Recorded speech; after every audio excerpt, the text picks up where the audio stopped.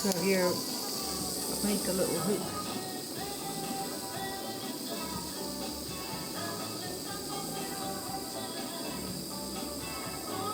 I filed it through almost all the way through, then bend it, and now we're just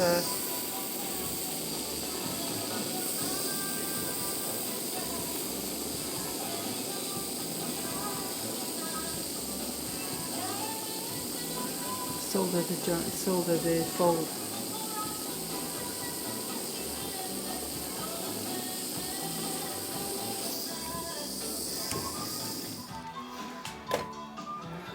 Now I'm going to shape the end of it, and that'll sit in there.